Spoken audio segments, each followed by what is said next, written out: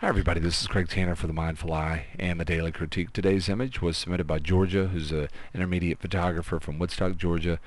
Georgia says this image is of a footbridge in Chattanooga, Tennessee. And the metadata here is Nikon D90 18-105 zoom at 66 millimeters, which makes an effective focal length of about 100 millimeters.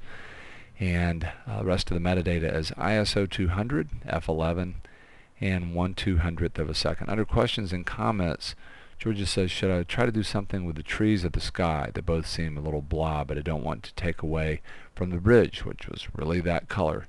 And she said in the backstory that she was very much drawn to the idea of this electric blue in the bridge. I love the blue here too, and I'm also really enjoying the feeling of complementary color from the painter's color wheel.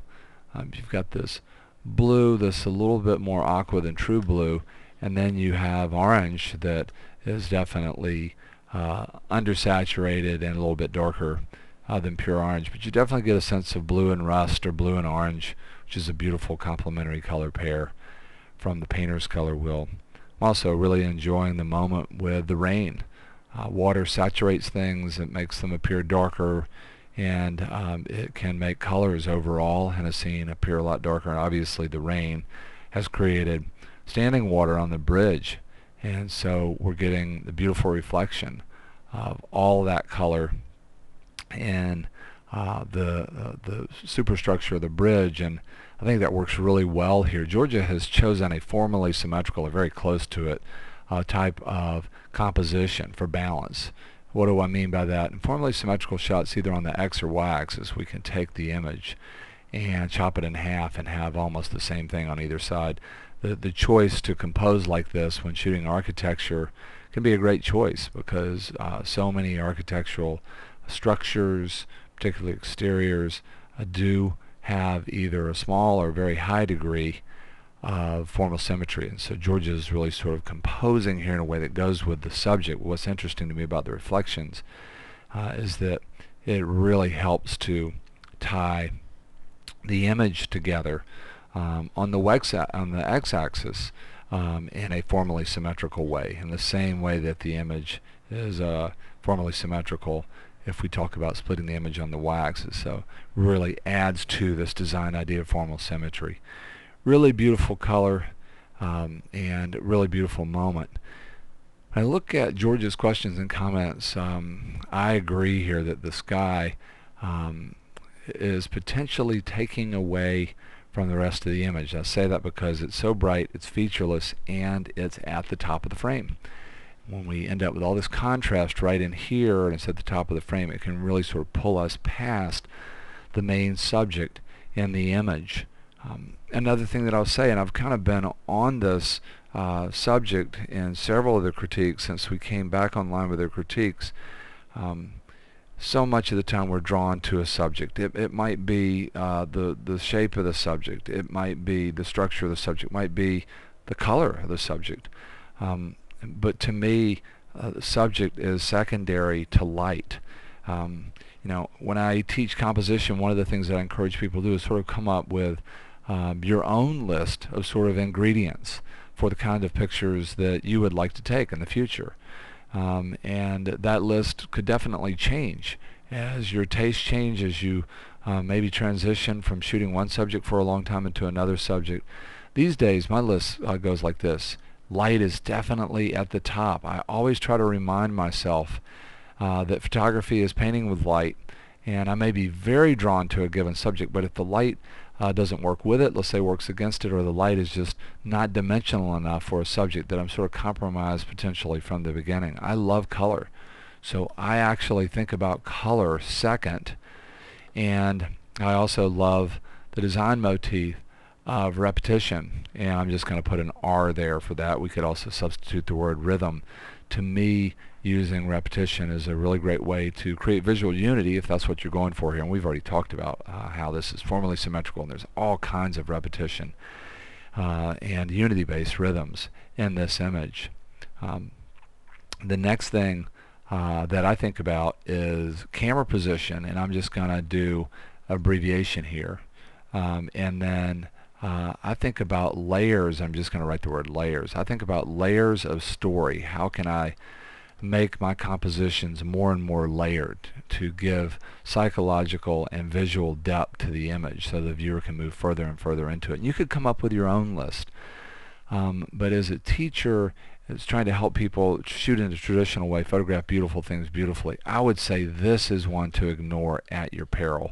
And that's the main thing I would like to change here if we're going to see this much of the bridge. Part of the reason why the sky is blown out is because we're working on an overcast day, or we're exposing for the bridge itself. Sky is too bright for that. It's an overcast day, and we end up with this sort of pockets or negative space shapes, so the really bright sky. But not only that, we get a sense, with the exception of color, of the bridge flattening out because we don't have dimensional light here. Backlight, side light, some kind of quality of light, a sort of a mixed light, maybe a model light, I think would work a lot better here. When I have soft light, I tend to start to move away from the big picture. That's not a hard and fast rule. But when I look at this picture, the color is the thing that is very exciting to me. And the other favorite part of this image for me is where it gets more abstract down in here, where the water is playing against the structure of the wood where we would walk on the bridge itself. Some really beautiful pattern ideas down in here, and I almost immediately when I look at this image start to think about cropping down from the top. I think, you know, that sky is, as Georgia said, is blah, but to me it's also very visually heavy. And what does it look like if we get rid of it? When I do this, I think I'm still not there, because now what happens for me when I look at the image like this is that the railing on the outside of the bridge starts to really draw my eye, and it starts to make me think of a much tighter shot, something that's much more abstract, that leaves a lot more to the imagination. I start to think about coming all the way down into a composition that's something like this, where it's more about color. The white part that I do get to is broken up by a pattern, and it's at the bottom of the image, which a lot of times can stand to have a real strong color or a lot of contrast, because the bottom of the image is weaker or less visually heavy to begin with than the top.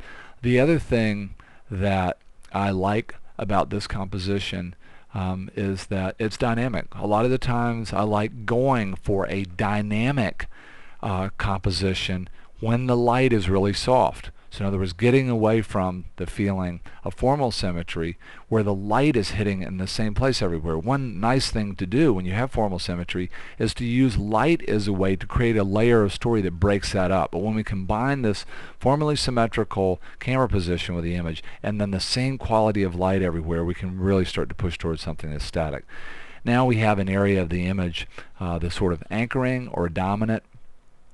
We have the idea of dynamic symmetry, where this triangle of information and the literal part of the structure playing off of the reflection.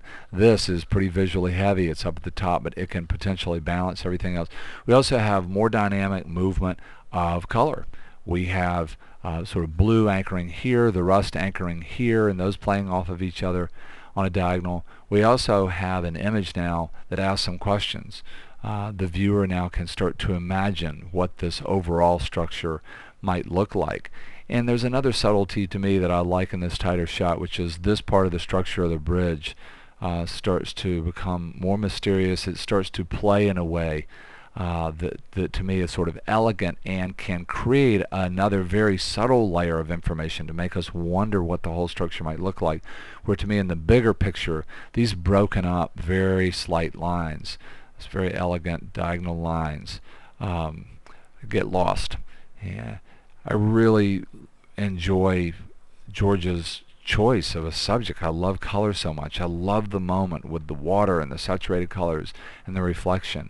And I do think that a lot of times when we're shooting this big on a subject that is an architectural formal symmetry, that choosing a formally symmetrical camera position can work really well. I want to say a big thank you to Georgia for sharing this image with us on the Mindful Eye's Daily Critique. Hope to see you again real soon on the Mindful Eye.